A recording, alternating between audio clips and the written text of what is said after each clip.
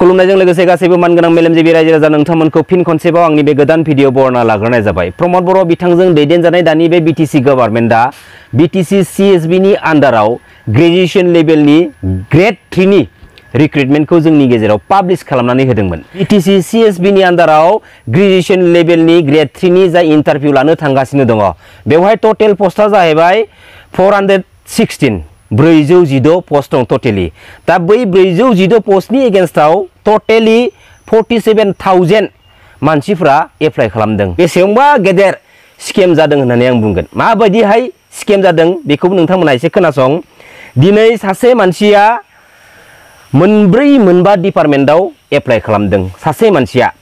अब्ला सासे मानसिया मोनबा डिपार्टमेन्टआव जुदि एप्लाइ खालामदोंबा मोनसे डिपार्टमेन्टनि एगेन्स्टआव दिनैयो जों एसटि हिसाबै 250 रां होनानै जों दिनैयो ड्राफ्ट दाननानै एप्लाइ खालामनो गोनां जानानै फैदों। अब्ला सासे मानसिया मोनसे डिपार्टमेन्टनि एगेन्स्टआव 250 रां जुदि होयोब्ला मोनबा जुदि एप्लाइ खालामदोंबा टटेलि 1250 टाका राङा बेवहाय थांजोबदों ड्राफ्ट दाननायाव। आरो सासे जेनेरेल मानसिया मोनबा डिपार्टमेन्टआव जुदि एप्लाइ खालामदोंबा टटेलि 1500 राङा बे डिपार्टमेन्टफोरनि एगेन्स्टआव बैहाव माने बिसोरनाव माने जमा जाहैदों। दिनैयो बेवहाय ओरैबायदि मोनसे अजद दैखांनायखौ जों खोनानो मोनबावदों। माखासेफोरना माने ड्राफ्ट दानखांनानै एप्लाइ खालामखांनायनि उनावबो माने बिसोरनि माने एडमिट कार्डआ फैयाखै। दा दिनैयो जेराव 250 टाका 300 टाका होनानै ड्राफ्टखौ दानखाबाय एप्लाइबो खालामखाबाय फैसा सोनानै, अब्ला दिनै माबोरैहाय मा जाहोननि थाखाय माने एडमिट कार्डआ फैदिया? मानि थाखाय? मानि थाखाय? थारैनो बेसेबांबा मोनसे गेदेर स्केम। जों जुदि गोथौ गोसोजों साननानै नायोब्ला माबोरैहाय स्केम जादों मिथिगौना? दिनै सासे मानसिया मोनबा डिपार्टमेन्टआव एप्लाइ खालामदों आरो बै मोनबा डिपार्टमेन्टनि एडमिट कार्डआबो सासे मानसिनाव गांबा एडमिट कार्ड फैदों। मोनसे एडमिट कार्डआ जोंनि ससियेल मिडियायाव माने भाइरेल जागासिनो दङ। आरो बे एडमिट कार्डआव जों रोखा नुनो मोन्दों टाइमिंखौ होदों जे 12 AM to 12 AM। सोर फाग्ला खोथानाय मोनसे इन्टारभिउआव 24 घन्टा जानाय आरो बेवहाय डेटखौ मा लिरदों 30 नभेम्बर। दा बे एडमिट कार्डआ एक्सुअलि थारैनो जुदि नंमारगौब्ला दा दिनै मोनफ्रोमबो बिथिङाव बेफोरबायदि जाथावथारै गनायजाथावनो हायै नायथावजायै माखासे खामानिफोरखौ माने मा गावबागाव बेनिफिटनि थाखाय नोंसोर उल्थांलाय फाल्थांलाय मावलांबाय थानोसै नामा? खनसे मोननायावनो माने अमा बायदि उरलु उरला माने गासैखिजाया माने उरलुजोबना थांनायनि फर्मुलाखौ माने नोंसोरो माने मा बाहायगासिनो दं नामा? आरो मोनसे मस्ट इन्टारेस्टिं बाथ्राया जाहैबाय मा सानसेयावनो तारमाने बे मोनबा डिपार्टमेन्टनिबो तारमाने एग्जामा माने जानो थांगासिनो दङ। जोबोद माने इन्टारेस्टिं बाथ्रा। अब्ला साननानै नायदो दिनै सासे मानसिया बेवहायसो जनानै एग्जाम होगोन ना बैहायसो जनानै माने एग्जाम होनांगौ जाखो? ओरैबायदि मोनसे गेदेर स्केम ना बियो। आरो बेनि आन्दोआव गोबां माने डेन्जार मोनसे पलिटिकेल इस्यु हाबनानै दङ। दिनै बे एग्जामनि एगेन्स्टआव जानो हागौ माखासे सुबुंफोरा रिजार्भेसन खालामनानै दोनजाखादों, जायनि थाखाय बेफोरबायदि माखासे प्लेन पलिसिफोरखौ सानै हयै बिसोर माने बानायदोंबो जानो हानाय। दिनै माबोरै जाथाव बिलाय? दिनै मोनबा डिपार्टमेन्टनि एगेन्स्टआव जुदि गांबा एडमिट कार्डआ जुदि फैदोंब्ला दिनैयो मोनसे डिपार्टमेन्टनि एगेन्स्टआव एग्जाम जानांगौ, गाबोन बायदि मोनसे डिपार्टमेन्टनि एगेन्स्टआव एग्जाम जानांगौ। दिनैयो माने सानसेयाव माबोरैहाय मोनबा डिपार्टमेन्टनि एग्जाम जागोन? माबोरै जाथाव बिलाय? सानसे उनाव जा बिनि सानसे उनाव जा बिबादेन गनायथावना बाथ्रा नङा होमबा? दिनै सानसेयावनो मोनबा डिपार्टमेन्टनि एग्जामा माबोरै जाथावनांगौ? अब्ला दिनै मोनब्रैया ओरैनो थांबायना। नाथाय बे मानसिया गासैयावबो मोनफ्रोमबो डिपार्टमेन्टआव 250 खरि होनानै दिनै ड्राफ्ट दाननानै एप्लाइ खालामदों। दा दिनै बै मोनब्रै डिपार्टमेन्टनि ड्राफ्ट दाननानै फैसा हरनाय रांफ्रा दिनै स्केम जादोंना जायाखै? स्केम जादोंना जायाखै? स्केम जादों। एक्सुअलि बेयो मोनसे स्केम। दिनै बेराफारसेथिं प्रमद बर' बिथाङा परिबर्तन गोजोन सान्थिनि स्ल'गान मारि बुहुमनि साफ्रोमबो रायजो राजाफोरखौ दिनैयो थगाय थसि खालामनो नाजागासिनो दङ। दिनै प्रमद बर' बिथाङा गावनि बे बिटिसि गभर्नमेन्ट दैदेननायनि समाव करपसन फ्रि जाख्ल'नाय गैयै मोनसे सरखारनो बेफोर मा? दा जि बे ग्रेड 3 लेभेलनि इन्टारभिउखौ जि होनो थांगासिनो दङ बियो मा लेभेलनि जानो थांगासिनो दङ? बियो मा लेभेलनि जानो थांगासिनो दङ? लाजिनांगौ एसे। प्रमद बर' बिथाङा दुलाराय बर' फरायसा आफादनि सासे बारग' आफादगिरि।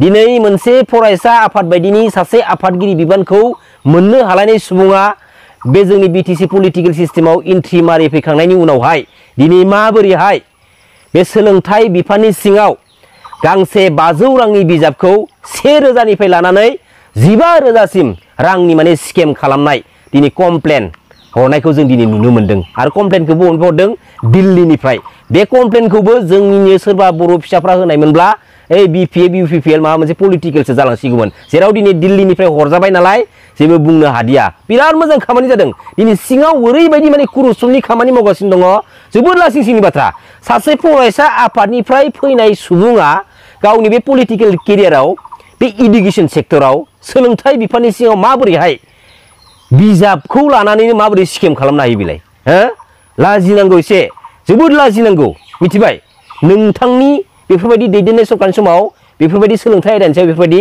कुरुपसन खालामनाय जाथावनामोन मिथिगौ प्रमद बर' बिथाङा दुलाराय बर' फरायसा आफादनि आफादगिरि बिबानाव थानानै गणतान्त्रिक लामानि बड'लेण्ड मुभमेन्टखौ लिडिं खालामबोनो मोनदोंमोन बिथाङा गावनि बै लिडिं खालामबोनाय समाव गोबां गेदेर गेदेर हारि सेन्टिमेन्टेल बाथ्राफोरखौ बुहुमनि साफ्रोमबो बर' फिसाफोरनि खोमायाव बै मुभमेन्टनि गोथार बिखायाव गसंनानै बुंबोदोंमोन बुहुमनि साफ्रोमबो बर' फिसाफ्रा बिथांनि हारि सेन्टिमेन्टेल बुंनाय बाथ्राफोरखौ गोसो गोरबोआव सोनानै बिखौ सापर्ट होबोदोंमोन थुलुंगा होबोदोंमोन नाथाय बे प्रमद बर' बिथाङा रायजो राजानि थुलुंगानाय मोननायखौ आन्दो आन्दोयै बेलेग जायगायाव बै समनिफ्रायनो बाहायबोखाबाय थादों आरो बेनि गोथां फोरमाना जाहैबाय थांनाय 2027 जानुवारि जा बिटिआर एग्रिमेन्ट दिनै प्रमद बर' बिथांनि जा नेचार बे नेचारा एक्चुअली जोंनि बुहुमनि साफ्रोमबो बर' फिसाफोरखौ दुखु होदों बिथांनि जा हारि सेन्टिमेन्टेल बुंफ्लानाय रावफ्रा दिनैसिमबो बुहुमनि साफ्रोमबो बर' फिसाफोरखौ दुखु होयो दिनैनि बे समसिमहालागै प्रमद बर' बिथांखौ गोसो गोरबोजों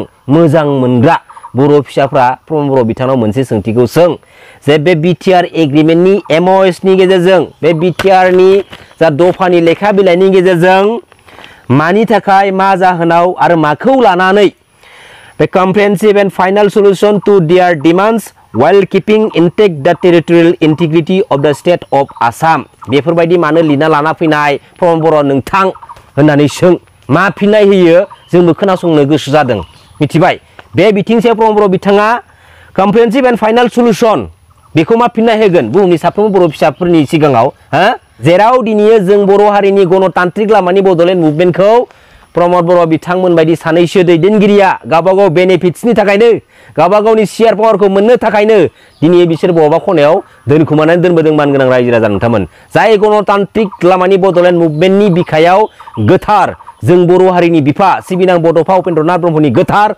आइडिय'लजि फिल'सफिया गोथां जानानै दंमोन बे गणतान्त्रिक लामानि बड'लेण्ड मुभमेन्ट सोमावसारनायनि गोथां बिखायावनो दा बेफोरबायदि गोथार आइडिय'लजि फिल'सफिखौबो दिनै बिसोरो गावबागाव सिट पावारनि थाखाय गावबागाव पकेट मानिनि थाखाय दिनै गावबागाव स्वार्थबादीनि थाखाय दिनै बिसोरो दिनै मिस इउज खालामगासिनो दङ हा आगन्तुक निर्वाचনত हाग्रामा महिलारी डांगुरिया देबरगाव समष्टित आरु खेथियाव एमसिएलए तथा तेव जिखिबो नुवारे बेवहाय देरहानायनि कुनु चान्स गैला मानगोनां चन्दन ब्रह्म बिथाङा मा बुंदों देबरगाव समष्टियाव मानगोनां हाग्रामा महिलारी सारा मालाबाबो देरालानो भबिष्यतआव माने देराला बे बाथ्राखौ गोसोआव लाखि चन्दन ब्रह्म बिथांनि बुंनाय बाथ्राखौ गोसोआव लाखि बिटिआर एग्रिमेन्टनि उनावहाय मानगोनां चन्दन ब्रह्म बिथाङा जोंनि सिगाङाव मोनसे बाथ्रा फोस्रावदोंमोन जे प्रमद बर' बिथाङा बे दुलाराय बर' फरायसा आफादनि आफादगिरि बिबानाव थानानै मालाबाबो जों बर' हारिनि रेसपन्सिबिलिटिखौ लानानै खामानि मावबोखायाखै बाथ्रा बुंबोखायाखैनो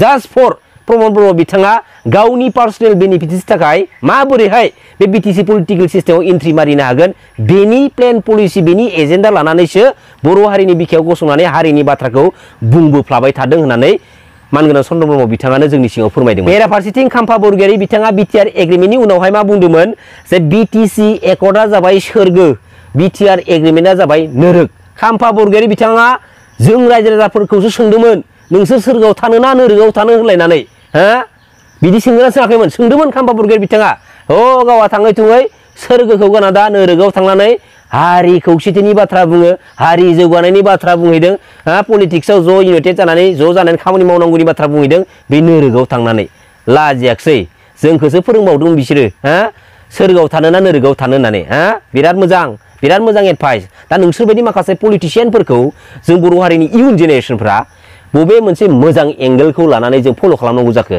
मोजाङा मा गाज्रिया मा बेखौ नोंसोरो आसि थुनाय दिनै दिन्थिनानै बाथ्रा बुंनानै फोरमायनानै होयो नाथाय थाङै थुङै नोंसोरनो दिनै गाज्रियाव थांनानै दिनै आरोबाव मोजां खामानि मावनांगौनि बाथ्राखौ बुंहैयो मा जाखो बिलाय मा थाइलाय बायलाय बिलाय बिदि नङा गावबागाव बेनिफिट्सनि थाखाय पलिटिकेल प्लेटफर्माव जाथा जाथा आबां जाबां बाथ्रा बुंबाथाय जानाय नङा दिनैयो जायफोर पलिटिकेल लिडारफ्रा गावसोरनि बिमा बिफानि गालांखानाय सम्पतिफोर बायदि लिडार जाखांनायनि उनावहाय बान्दरफोर बायदि बेनिफ्राय बेसिम बास्लायबाय थायोना गावनि पार्सनेल व्यक्तिगतनि थाखाय गावनि पार्सनेल मुलाम्फानि थाखाय बेनिफ्राय बेसिम बारथिंबाय थाग्रा बान्दर बायदि बैनिफ्राय बेसिम दालाय बारथिंबाय थाग्रा लिडारफोरखौ सामसागिरिफोरखौ जों इम्पर्टेन्ट होना दै इम्पर्टेन्ट होथारनाङा मिथिबाय जायफोर लिडारफोरा जोंनि बे मोनसे बेसेन गोनां भटखौ मिसइउज खालामगासिनो दङ मानहानि खालामगासिनो दङ बैफोरबायदि लिडारखौ बे जोंनि मोनसे पावार गोनां भटजोंनो थुख्लायफिननांगौ मान गोनां रायजो राजा नोंथांमोन नंगौना नङा आंना खिन्थु सिदा बाथ्राखा गोजोन्थों खुलुमबाय जय बर' हारिनि जय बर' बिमानि